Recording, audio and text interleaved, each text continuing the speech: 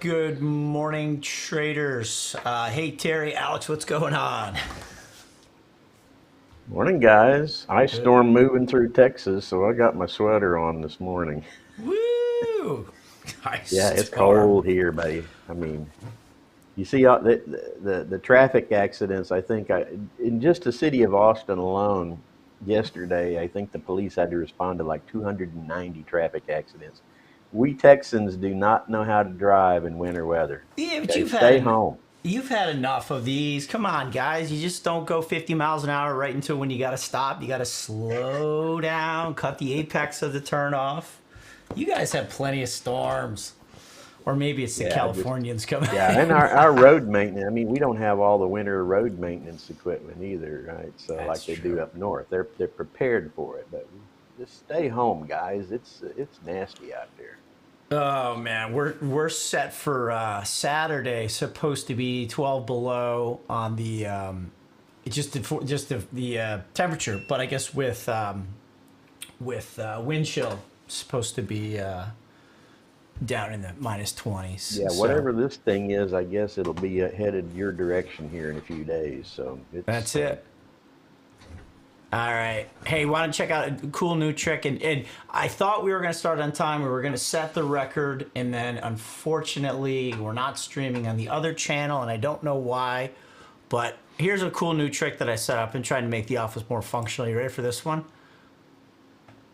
Hey, what's up, all? All right, We got got the a behind back the scenes camera. camera. Yeah. All right. So let's get into it. Alex, what's up, man? How you doing?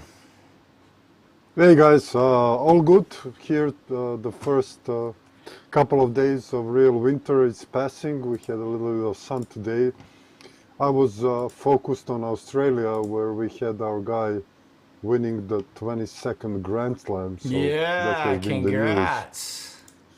Yeah, so yeah, all good. Nice, man. Nice, nice, nice. All right, well, let's jump in here in the early goings. We have a busy week. We've got obviously a lot of earnings. This is the earnings week. We have the completion of the 2-day Fed meeting, which virtually assured they're going to go 25 basis points. And then what's the rhetoric going to be going forward? The talk of recession being ahead of us is really starting to heat up again. You look at what's going on in the market with, we think we've been tracking this rotation into growth. And you look at where Fed fund futures are in terms of pricing in rate hikes or rate cuts towards the end of the year. It's a big old ice storm mess out there as far as I'm concerned. But we're threatening upside technical levels. We'll look at the indexes. We're seeing small cap leadership, which is very interesting. Yesterday's move was really highlighted by the move in the Russell, where the Nasdaq and the S&P continue to be below some very, very key clustering of resistance. So, opening thoughts, guys, before we dive in. Yeah, I think markets have been kind of semi-quiet. I really expected there was so much happening this week. We're right in the heart of earnings season, and earnings are just jumping up and down. Actually, from the earnings that I've been hearing, I actually think I've been hearing a majority of beats where there was expected misses. So Yeah.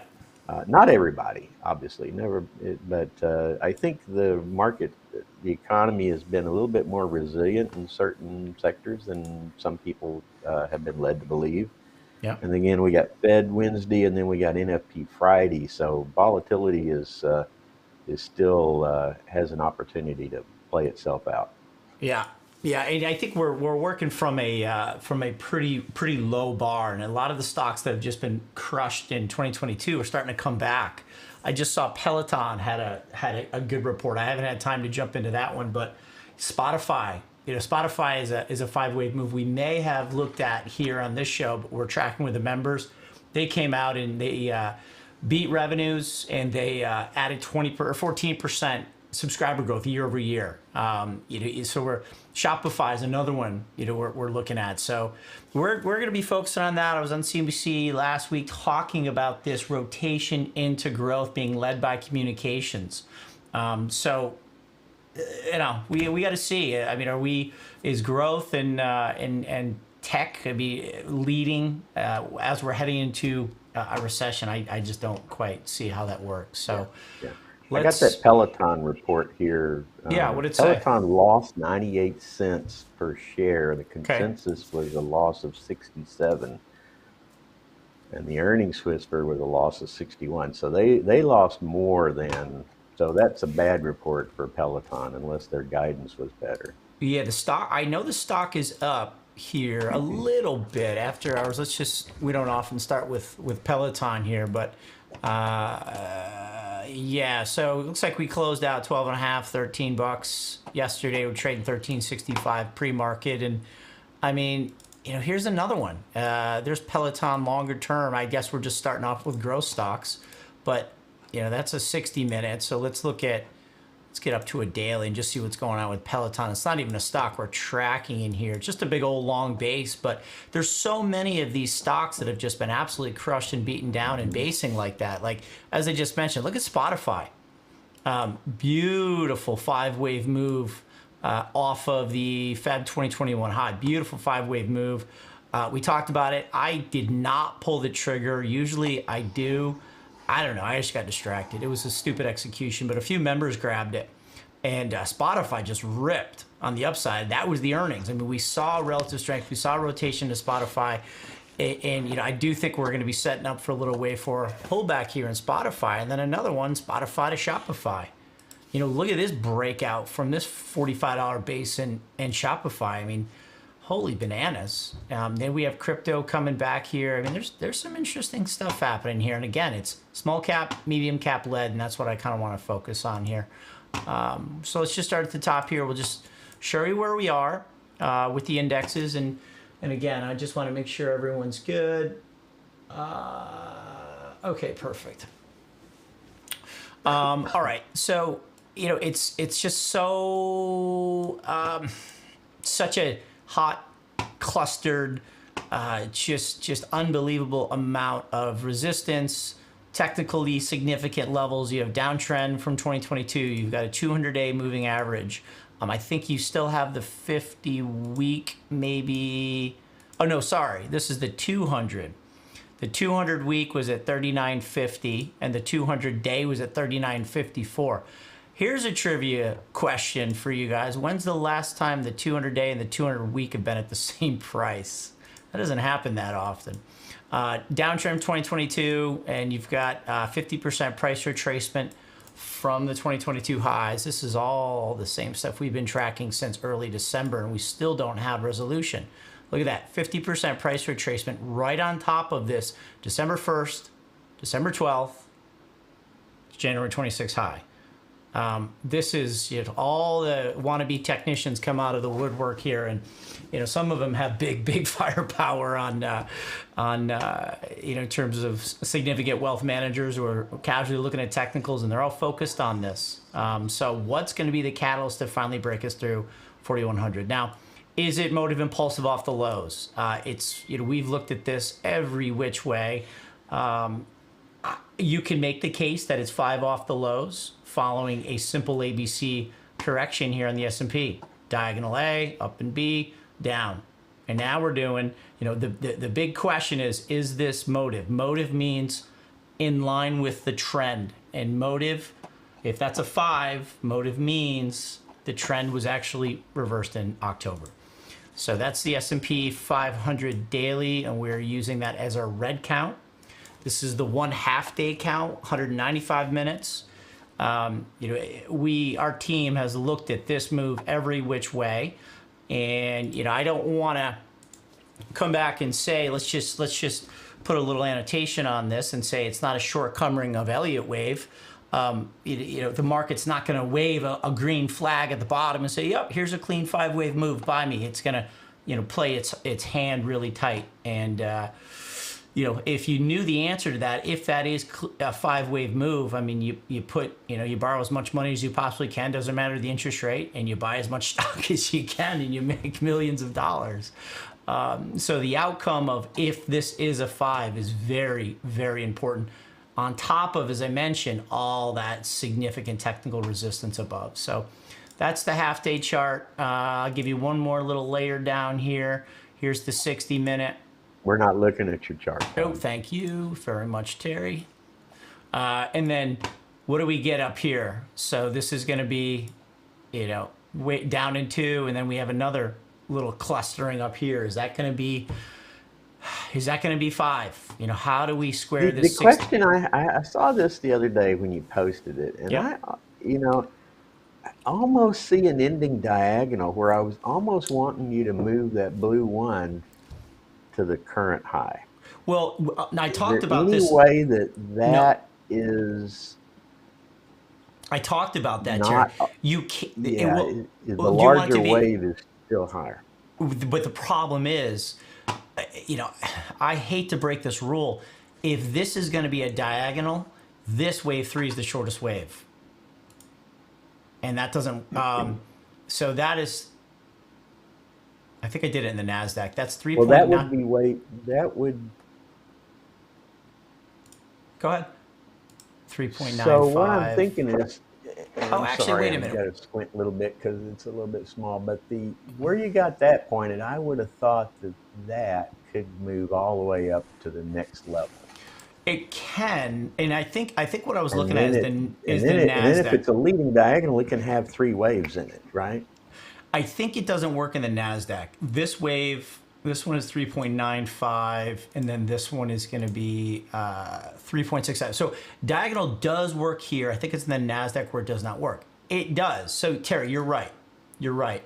It just doesn't square with the Nasdaq. So we could do Yeah, that's this. true. You could do that, but then, okay, if we rip higher post Fed, well, that we can't leave blue 2 right here. That's not going to work because blue 2's got to be No, a larger percent retracement than anything we've seen since December 22nd, right? right. So if we get crushed, okay, if we get crushed after the Fed and into the end of this week, all right, then we're going to entertain that as a 3-wave move, and then Terry, you're right. And then, Right. and then you're in the situation where the market is doing 1, 2, 1, 2, which that's what I refer to as kind of painting yourself in the third wave corner, which means you need a third of a third, which means you need a significant breakout. However, I am still very much aware that we could be in a B wave rally. I'm fully aware. I don't think so. This is our alternate account. We're operating in the primary account. I'm going to be reallocating money in the wealth management. We have cash. We have an inverse ETF at work as a hedge. I'm going to be putting some money to work over the next day or 2. And if I'm wrong, I'm going to have to tuck tail and I'm going to have to adjust. But let's flip that over the Nasdaq. And Alex, you're quiet over here. What do you think?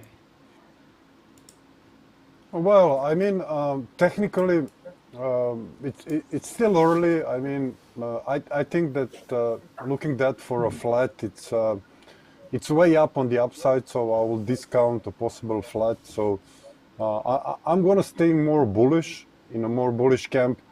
If we didn't move lower significantly, and we had every chance to do up to now, I don't think 25 basis points will do it. You We'll know, do what? will crash the market to a No, significant correction. Yeah. no, not at all. The Fed's been very good at telecasting, broadcasting what it's going to do. It's all Yeah. about the language. It's all about the assessment of the economy going forward, and it's all about guidance as to what they're Yeah. going to do. So from the perspective of lower levels, I will rather look on daily for some type of a kind of a weird or triangle or some other thing. Maybe another ABC, although that ABC will be significantly bigger than the previous correction. So I'm in the bull camp. So looking the earnings and looking the Fed, which is going to probably plateau in the next Fed meeting. So I think the conditions are more biased toward moving higher than moving lower, at least in my opinion. Yeah, gotcha. Okay. And why don't you show, in your time here, I'm going to pull an audible. Why don't you go to the chart room, Alex, and we'll give the viewer sort of a peek behind what's going on in the members area. Maybe show 2 or 3 of your favorite sectors. Sure. Could you do that? Okay. Yeah, yeah, sure. Perfect. So again, here's this daily on the NDX. Same idea. So this would be the 2022 downtrend. Actually started in December 21. Highly visible. Everyone can see it. You have a minor downtrend here connecting August to December. We broke that. You have the 200-day right there, and we're below those December highs. So it's huge as to what's going on here. And then let's get to the NASDAQ weekly. There's your 200-week moving average right on top of that. So this is a hugely significant period. So off of this is the NASDAQ red. Again, this is the bullish count. Squeezing this up here. There's the October lows. I'm fine with the diagonal. This is Alex ABC, expanded flat. And then what are we doing here? And Terry, I'm pretty sure this is where the diagonal would not work, because if that's 1, this is 2, this is 3, this is 4, this is 5. I think, if I remember, that's 5.9%, and this is 6.04. So it's 0.1% shorter, but I could live with myself if I did it. I wouldn't feel very good about it, making that a diagonal and then Yeah. ABC down. But that's the only reason. But it's a good point. And then let's take a look at the rut. You look at small caps, and I want to just do a little bit of rotation here quick and show you what's going on behind the scenes. So, this rut is pretty amazing. Let me start with a bearish Russell small cap. We're going to know pretty soon. If you get above 2K in the Russell, this bearish count that I'm tracking is probably going to be eliminated. And it's really just a big old A, triangle B down in C. If you get above the C wave high at 2055, it's gone.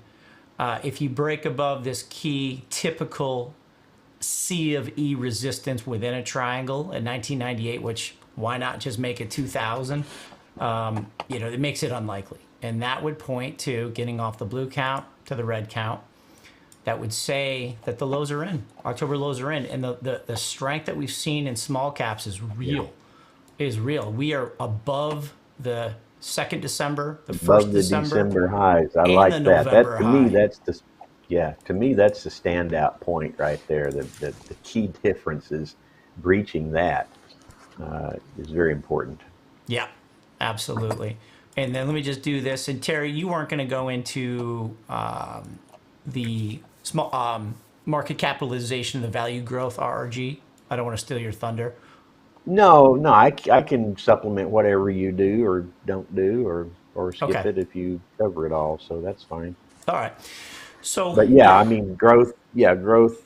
We certainly have been seeing the rotation back into growth. There will be a pause in that, but I think there will be a further continuation. I mean, it rotates all the time. It's an orbital. yeah. So let's take a look here. Let's just start. We're looking at growth. So Russell 2000 growth right here. That's going to be your small cap growth. Micro cap. I don't even know what the market capitalization for micro cap is. It's got to be less than 2 billion. And then we have large cap growth. So we have micro, we have small cap, we have large cap, and here's mid cap growth. So mid cap growth is furthest to the right, indicating the most relative strength along the x-axis. Second is the small cap Russell, the RUT, IWM that you guys track all the time. There's the micro cap, and there's mega cap. Their counterparts are, and let me just take them off for clarity. Here's small cap value. Here's mid cap value. Here's mega cap value. And what are they all doing? Mid cap and small cap, or mid cap and mega cap are heading down. They've been in a position of leadership ever since, call it, November of 22 into December, and then they're starting to rotate down. So mid cap is holding its own in terms of vertical right left relative strength, but the mega cap value, large cap value is rotating out, is moved down into the weakening. So we have real rotation here. Here, and it's being led, believe it or not, by communications. some consumer discretionary, and we've been focusing in on industries with our members within consumer discretionary. They're showing strength, and certain industries within technology are showing strength, which is driving this rotation as we head into such a key period. I think it's super, super important. So, what do you think, guys? Yeah, that mid-cap value holding a high relative strength right now, that's why we're seeing outperformance. If you look at the month of January and look at the stocks that have been outperforming in the month of January, it's been in that mid to large cap grouping. Yep. And you know, those stocks were sold off, beaten down in the fourth quarter of 2022, and they've been getting the rebound, and they're the ones first out of the gate, bringing the market back up. So, in the way this Russell 2000 growth is looking, Terry, if it continues at this heading, at this angle, it might skip the improving altogether and go right back to leading. yeah, good. Yeah, I've seen it. Yeah. And same here. What's the screen? This is the mid cap growth. Yeah. So that's real. It's not the FANG stocks. 10 No. years ago, Kramer invented the word FANG from Facebook, Apple, and Netflix and Google, right? And those are the mega caps, right? So the mega caps aren't the ones leading us out of this transition here. You're going to have to dig deeper, and it is now a market of stocks, right? So the way it's supposed to be. It's It so used to true. be you only had to look at 10 stocks, and basically that was moving the whole market. But other stuff is where the play is right now. Yep, that's for sure. And let's just do that quickly. Let's play this point out just a little bit more. So let's do microcap, agnostic of growth value. Russell 2000, mostly agnostic of growth value. And then this is iShares. This is mid cap index, and then top 200. This is large cap. So this is all a market capitalization study on the weekly relative rotation. And what do we see? We see mid cap in a position of leadership. It's actually starting to give it up a little bit. And then the large cap, as Terry just said, is on a week over week basis is starting to come in along with the micro caps. Small caps are down here. So we're seeing micro and we're seeing large cap starting to move up. Everything's going in the right direction, but it looks like it's small and large cap. And we don't often go down to the daily, but I know yesterday was a big move in small caps. Russell 2000. It's not really showing up there yet. So a little too small data, but anyways. All right, yeah, good discussion. We'll show you a couple names that we're looking at here. We're looking at trading. We have some charts ready for you. I just want to send it probably to Terry. Do you want to do it, Terry, or Alex? You want to jump in? I think let's let Alex talk macro and talk. I think Yeah. the Fed is the bigger thing today. Yep. Listening to what they say and seeing where their guidance is going and how that affects or how that's interpreted via the macro indicators. Yeah. So let's let Alex take the point. Alex, grab the screen. Sure.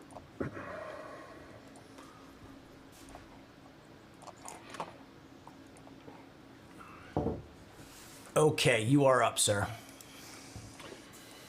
Okay, guys, so just a quick macro update. So usually what we do, we observe this Fed tool. So as you can see, 1st of February, almost 98.4%, 25 basis points rate cut. What was really funny for me yesterday, because I try to follow this on a daily basis, is that 1.6% market is pricing in that Fed is going to go lower 25 basis points, and that was really funny. I didn't see that up to now. So there you go. You have also 1.6% that Fed is actually gonna cut rates, and that was something which Not which cut. was, They're gonna stay the same because the current rate's 4.25. yeah, stay the same. Okay, Yeah. but basically they will stop hiking. So the full pivot of cutting, as I said last time, I don't think it's going to happen. So on 22nd of March, 4.75 to 5, 84.2%, and 15.5, they're going to stay in the 4.5, 4.75, which we should reach today. So 0.2, we're gonna go lower. So I think the Fed is gonna either after this rate hike, most likely we're gonna have a CPI in the mid.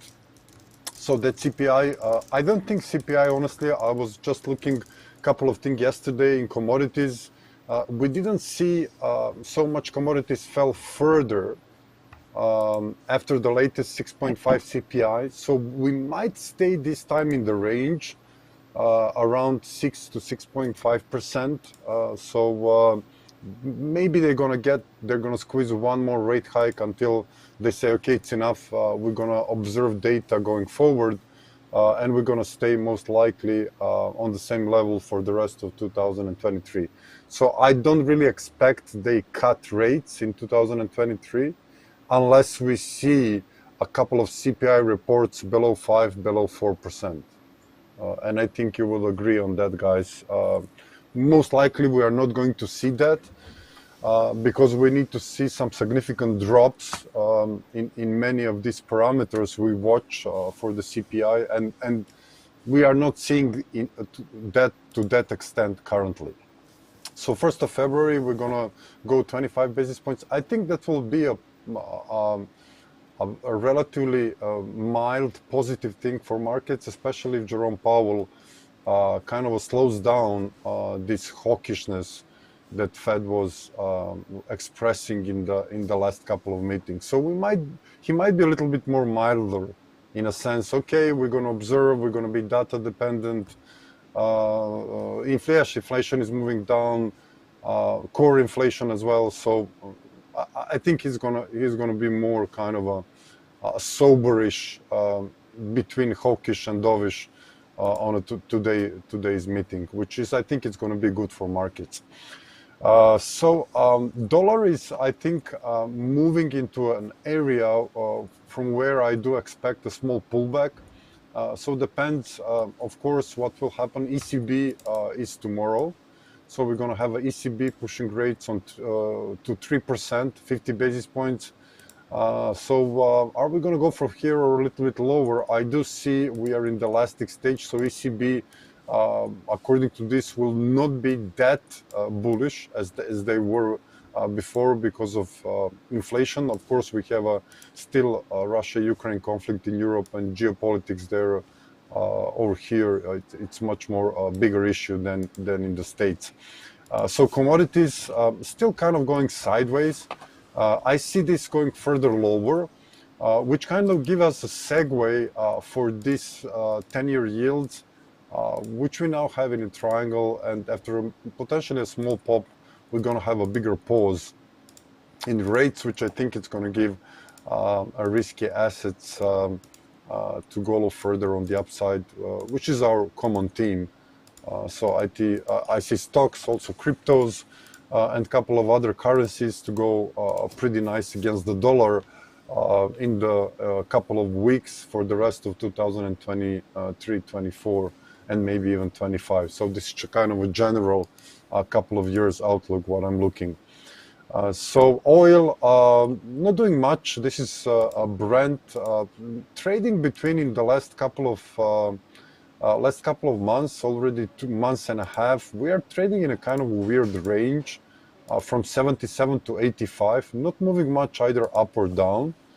We are testing a couple of technical trend lines, but still not a big resolutions there. We might maybe even go a little bit lower in the next couple of weeks towards 64, and then maybe starts pushing higher. So oil is quiet, which is relatively good for the inflation figure because oil goes into every price, and energy sector is a key component, one of the key components of driving inflation higher. So let me just look quickly gold for you guys. So gold is still moving higher relatively to where we were before. So if you see a gold chart, we still don't see a fully fledged developed 5-wave move, but it's getting there. As if you remember before, we were talking about this potential fourth wave, finding its lows around 1,600, 1,650, And now we have something which looks like an impulsive development on the upside, which is, in my opinion, it's purely dollar play. So we have seen gold doing nothing for almost a couple of years, going down, up, down.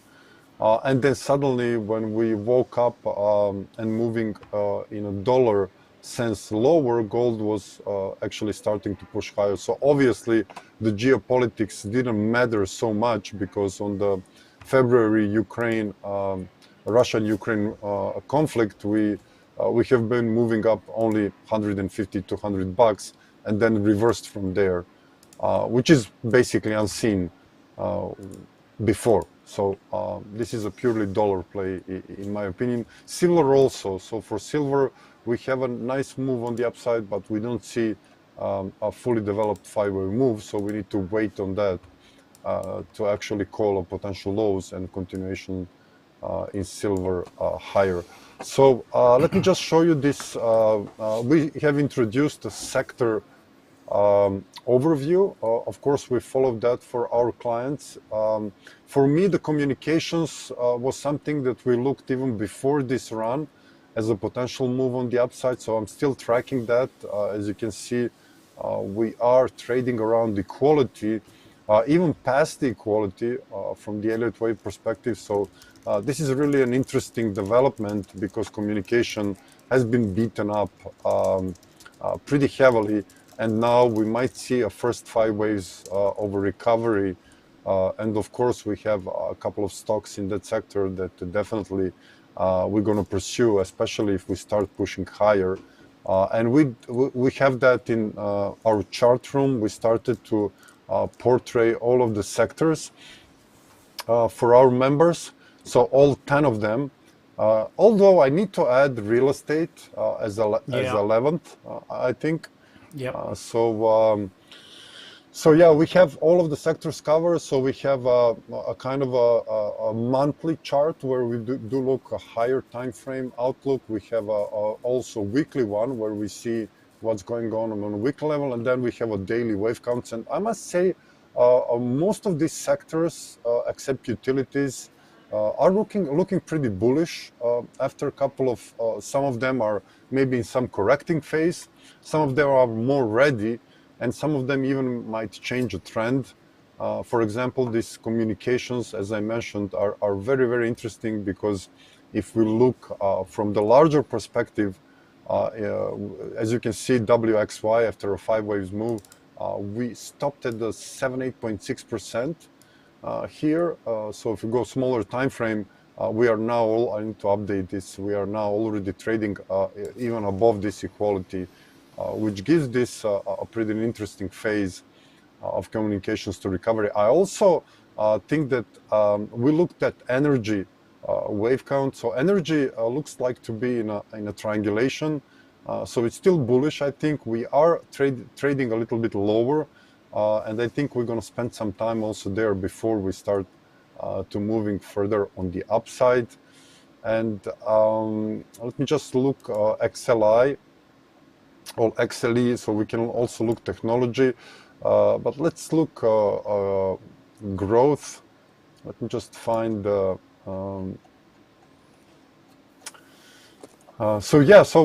we are still trading now around equality. So if we start to pushing over in impulsive feature, overcoming this B wave, a pullback will be very interesting, because I think we're going to continue moving. It's a down the road couple of weeks, but this needs to be observed, because the growth will be back in on a big door after this pullback, if we see a full-fledged 5-wave move on the upside recovery. So many interesting stuff there. We're also looking, according to our new scripts and new methods of selecting stocks, and we are very much deep into sectors and how the certain stocks will behave. So I love it. So that's it from me, guys. Good work there. Thanks, Alex. And I would just follow up before I send it over to Terry quick. A couple are asking about EEM. I just want to show that quick. Emerging markets is doing well, and Alex said it. It's very much a dollar move. So here's the EEM. ETF. We have evidence, I'll show you the wave count off the lows there from October, but here's EEM overlaid with UUP. It's not even dollar futures. UUP dollar index ETF inverted. So this is EEP upside down. It's basically the euro. And you can just see that the correlation is it's amazing, right? So the dollar peaked first here on October 9th, and then EEM took a leg higher a couple weeks later. So if you look at where we are here in the EEM, that dollar, Alex is bullish on the dollar. If we get a break from that ending diagonal, as Alex presented to us, this correlation is going to continue. This will struggle, right? The emerging markets will have a hard time if the dollar continues to drop. And again, this is dollar upside down. This is dollar the right way up. So if the dollar starts to move up, you got to wonder, will this outperformance that we've seen in emerging markets continue? So this is our RG on EEM. It has moved from the lagging to the improving. This is benchmarked to the VT. This is the all world ETF, all world stock market. On the weekly, it's done this. And then I think somebody was asking about Brazil, so I started just poking around. Everybody who's in the leading quadrant is here. Argentina, Chile, there's EEM, which is not. I just put that in there. Australia, Switzerland, France, UK, Mexico, Brazil, Greece, Indonesia, Portugal, Qatar, Thailand, and Turkey. And then if we look at them on the weekly, and Terry, I'm going to send it to you in 1 sec if you want to grab the screen. These guys have already made the move, and I think somebody was asking about Brazil. Sorry, that I know it's going to be weak. Brazil is going to be. Where's my Brazil Philly? Let me just search. I'll tell you where it is in the. Okay, so it's in the leading. So Brazil is already in the leading, and I think we knew that. So let me just pull him out. Brazil right at the top, EWZ. Okay, so EWZ is actually pretty interesting there on the weekly. It's made the move. It's outperforming the all-world stock index. Brazil starting to head down on the monthly, losing momentum, not so much relative strength, but starting to rotate back in on the weekly. So that's one we can keep an eye on. But there is a lot of international movement relative to the all-world index and the U.S., but a lot of it, especially in those emerging markets, it's going to be dollar dependent. So you better hope that dollar continues to drop.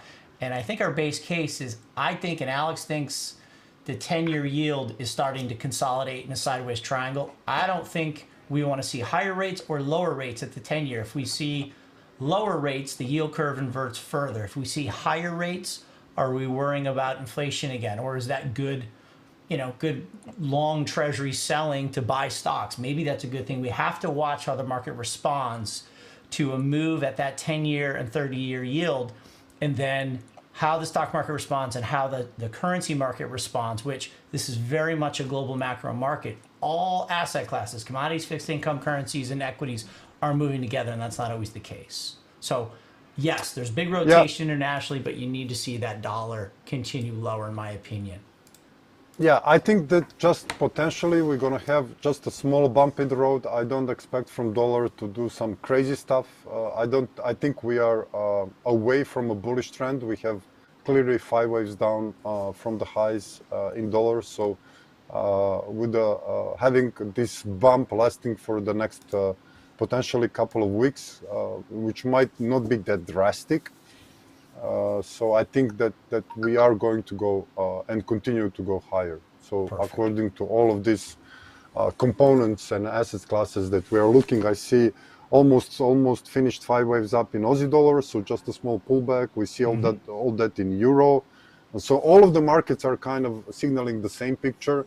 A pretty really small bump in the road ahead, and then we go full force. Got it.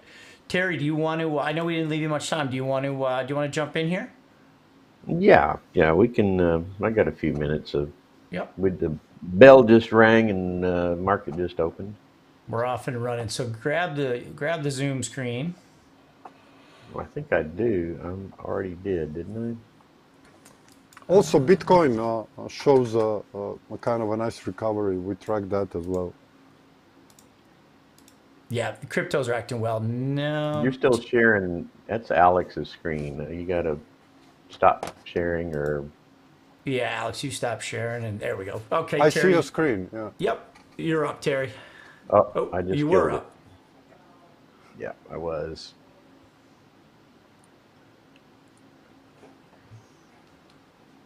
Well, Alex is I getting just back up. love technology. Where the hell did the controls go? Yeah, I got to go to the return to meeting.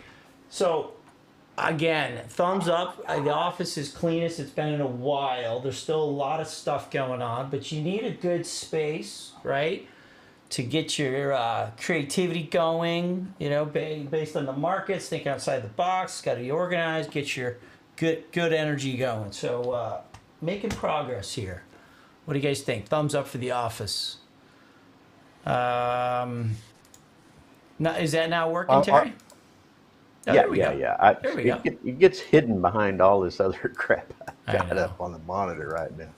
All right. Hello, traders and investors. I'm Terry Long at tradinganalysis.com here with your weekly sector focus.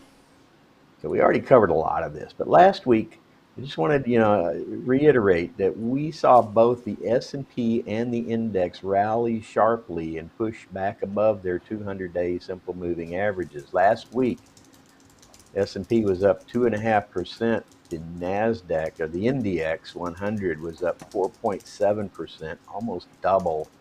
You gotta figure that. And the NDX recapturing its 200-day simple moving average.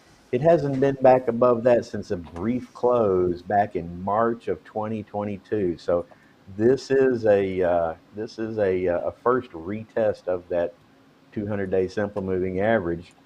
It wouldn't surprise me that we see a pullback come off of that, and then test it again. Because Todd, you and I both know that first retest not always successful, Yep. but we are floating there above that, right?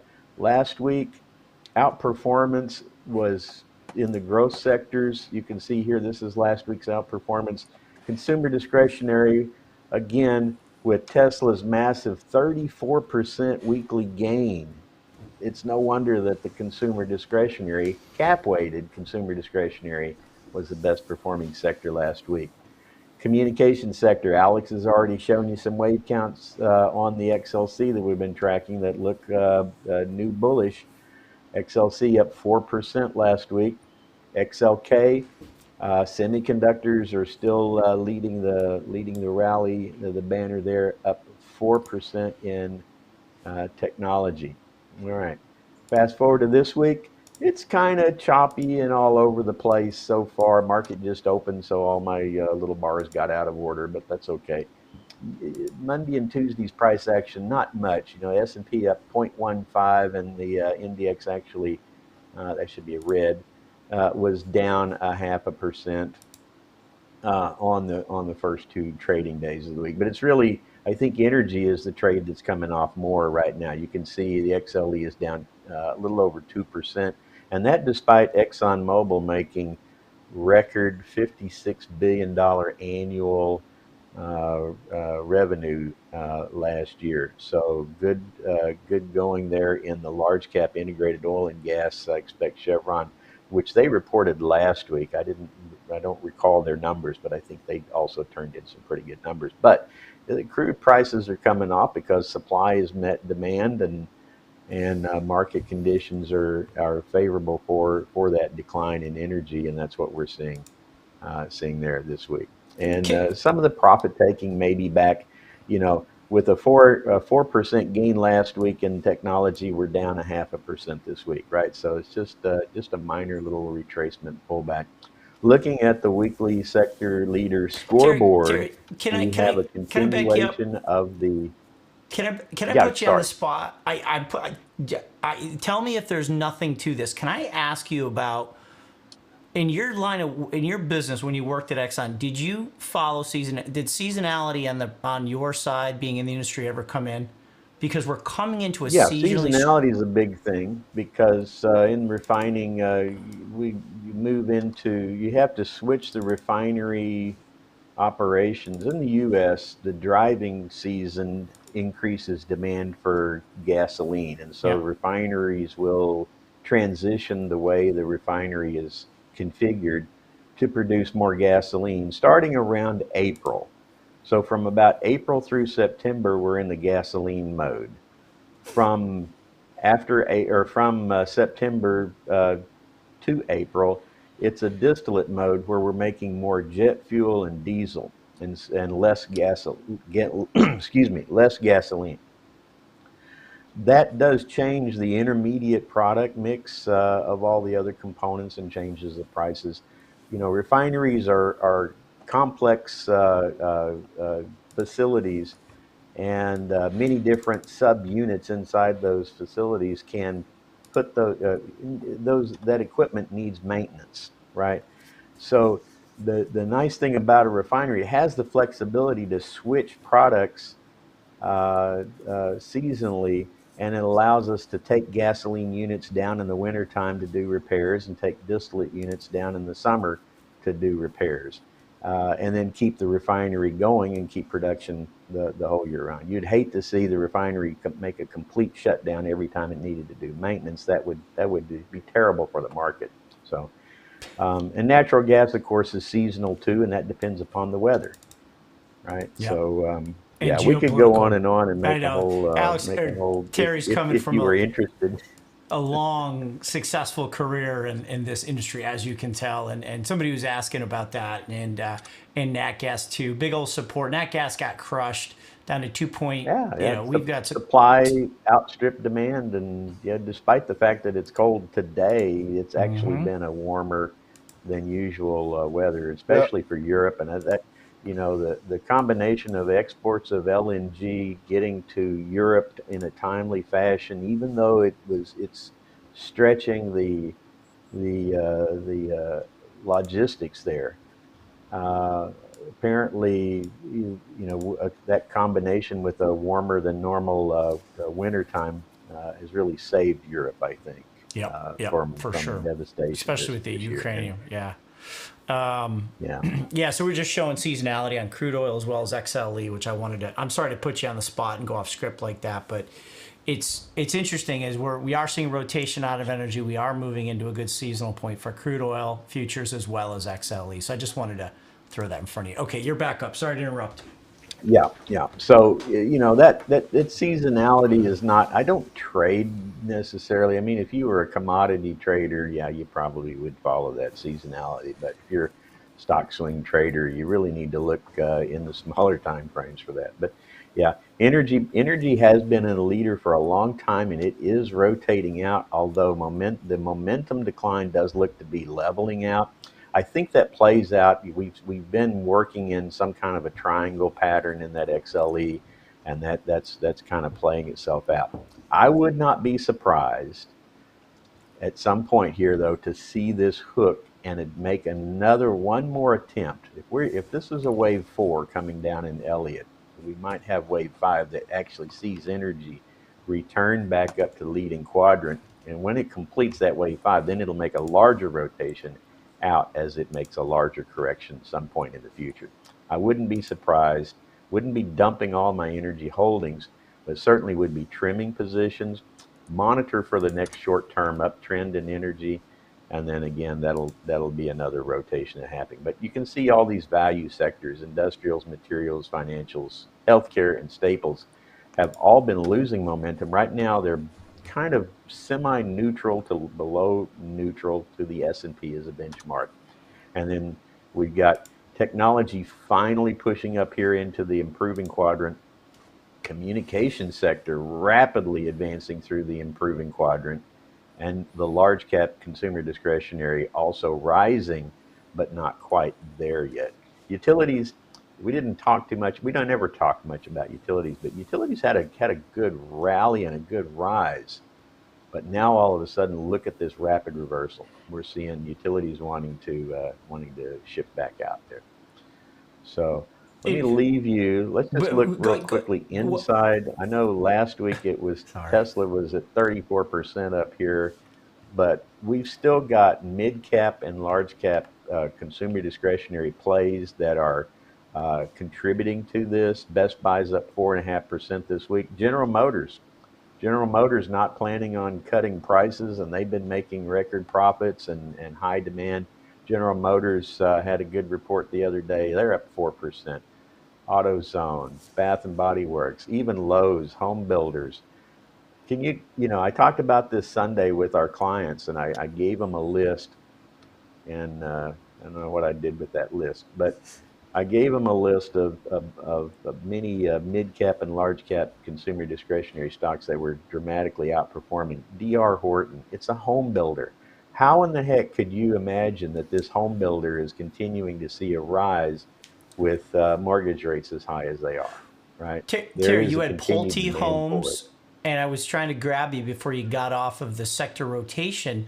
But all the value stocks are rotating out except real estate. And I spoke to a client on the wealth management side yesterday, and he's ultimately really concerned about a real estate downturn spilling over into the banks and then a little contagion effect into the broader market. But why is real estate acting so well here? Why are builders acting so well? Why are XLRE? We Yeah. need to get down and break down to the industry level, Terry. We got to spend some time and get into that. Like, the market's not telling us we're having a real estate slowdown here. I mean, certain segments of real estate for sure, but real Right. estate's acting This, well this here. is the this is real estate rotation, the XLRE, and you can see a lot of the beaten down REITs are seeing rapidly rising momentum and pushing up here into the improving quadrant.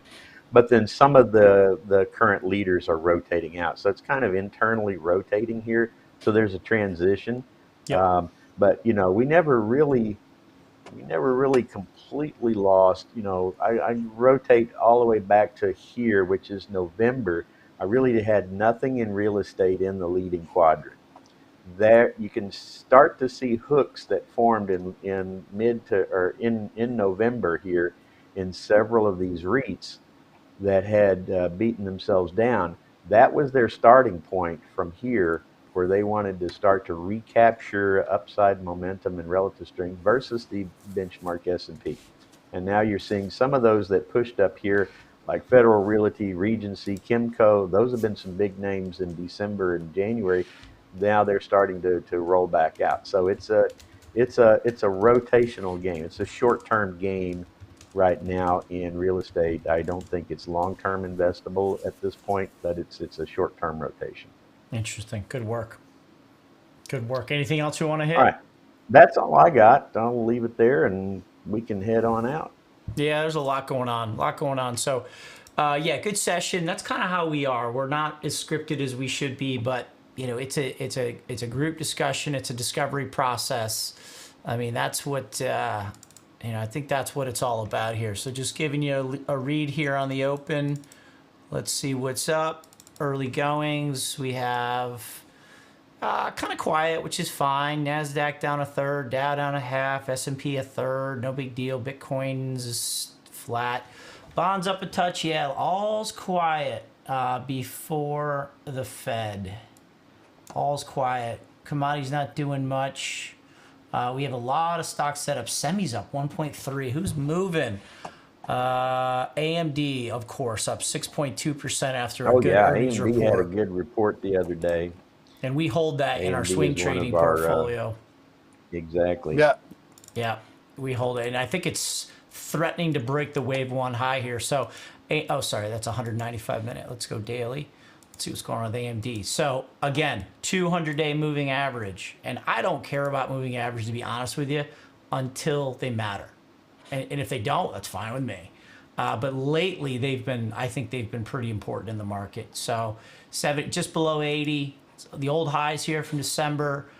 I don't see this as what you'd call bearish. I'm pretty sure that's 5 waves up, choppy down, and we're starting to break into another motive impulsive move up here in I AMD. see that a Yeah. little breakout gap there too in that last bar.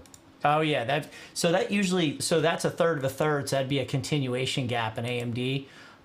Here's another one that we hold. I won't show you everything, but STM is a lesser known lower beta semiconductor that we hold in our swing trading portfolio as well, which we've renamed to what did we rename it to? Stock swing desk. Stock swing discs, SSD, not solid state drive. So a lot of good movements here in semis. A lot of good stuff. I I'll was leave. going to tell you this one, Todd. We probably need to raise the I know. stop to break even at least on that one, Yeah, we got to move a lot of which stuff. is a good thing. That Yeah. doing that kind of things, preserves, or eliminates the risk, right? When you're doing short-term trades, you make some money in the trade, move those stops up, preserve your integrity, but you got to know where to do that appropriately. Yeah, that's it. So yeah, guys, we're actively managing an option desk as well as stock swing trading desk. So we're building out a portfolio here. We have a fixed account size, and we're managing it live for clients. One other chart I'm going to leave, and then I promise we gotta get out of here. Is just watch Apple, showing a little bit of relative weakness here to the broader market, but again pulling back to this downtrend line from August of 22. Didn't have any touch points here and here, but I'm sourcing it off of the December 22 high, this orange guy. That's coming down. That's going to intersect this little uptrend guy from 2023. We have a little bit of wave 4 fib clustering support in Apple, 4280 to 140. So any adverse reaction today and over the next day or two, if that zone happens to hold, you will want to watch that with great interest. All right, guys. Good session, Alex, Terry. Closing thoughts, anything. It's all yours. Give us a thumbs up, guys. If you like what you saw today, you want more of it, you just can't get enough, come subscribe to us at Trading Analysis. We do this all week long with our All clients. day. We're gonna go do it for about 2.5 hours right now with members, and somebody is laughing at my chords. I know. I promise this will be cleaned up. This just got set up like a day and a half ago. Cable management is a pain in the ass, especially over here. Oh my, this is a mess. But hey, that's how we are. Yeah, go ahead. Hey man, will that plant survive? Will that plant survive? You're pretty funny, Alex. That one is not real, but the one over here, oh, you can't see it. That one is live. Oh, smart move. Smart So move. were you messing with me? Tell me you're. Yeah, that's a yes. Alex is so give us a quick little trivia. Who was the original James Bond based on? And did this just come out, Alex, or did you know about this for something? It's probably out for a while. For what? The original you mean James Bond. Yeah, I mean the Jan Fleming's original inspiration was double spy Duško Popov from Serbia, actually. So he was operating for MI6 at the Second World War, and his code name was Tricycle, actually. It was what? Tricycle. You know this small cycles which has three Tricycle. wheels, not two. Tricycle. Tricycle. Tricycle. Gotcha. Okay. Yep. Yeah, he had a very interesting life of a double agent. So he was the main inspiration to create the James Bond character, and you have that all over internet with the whole history. Yeah. So I was calling you the Serbian James Bond, anyways, before I knew the original inspiration on for the original James Bond. So I mean, that's full circle. So you are our Serbian James Bond. You guys into combat fighting and weapons, and I think he probably works for the Serbian government as well. I wouldn't. Alex can disappear people if he wants to. Yeah. I work for a couple of them, so now it's public. All right, we got to put a wrap on joking. it. All right, good stuff. Hey, thanks for listening, guys. Appreciate it. We have an annual sale going on at Trading Analysis right now. Let me drop this link in the chat for you. This is going to be a big one going on here. Let me just get this link and then we will pull it in. So we're doing an annual sale. Prices will be going up in the future. You and can't there's see that if you're showing it. yeah, it's gonna take just a sec. Let me just pull this up. I'll get you guys the link next. All right, I'll stop the stream, but I will drop the link in the chat, and it will be in the description below for here. It's gonna take 1 sec to leave it. So, all right, guys, we're gonna leave it there. Appreciate you joining us, and we will see you on the next video update. It's been. Welcome to TradingAnalysis.com. We're one of the leading education, analysis, and trading alert companies on the internet. We are a team of devoted professionals who trade our capital in a live, transparent manner to show you what the life of a trader is actually like. Keep in mind, this is an industry filled with smoke and mirrors, with cheap sales and marketing tricks, so it's been my mission to run an above-board, transparent, and brutally honest operation to serve our clients in the best way we know how to prepare them for life in the markets. Every single day we offer video and written analysis for the major trading markets, including stocks, stock options, cryptocurrencies, and Forex markets. We offer live and clear-cut and actionable trade alerts in these markets, and they're sent straight to your cell phone and posted in the members area on Trading Analysis. Once the trade is out, we certainly don't leave you hanging. We follow up on every trade, whether it's a winner or loser, and we'll conduct post-trade forensic to show you what went right, what went wrong, so you learn. And very soon, I'm going to be sharing my real-life seven-figure portfolio with our members who prefer the longer-term investment timeframes, with some medium-term trading and option strategies mixed in as well. So head on over to TradingAnalysis.com after this show is over. Take a trial today and join us in our community. Let's get back to the show.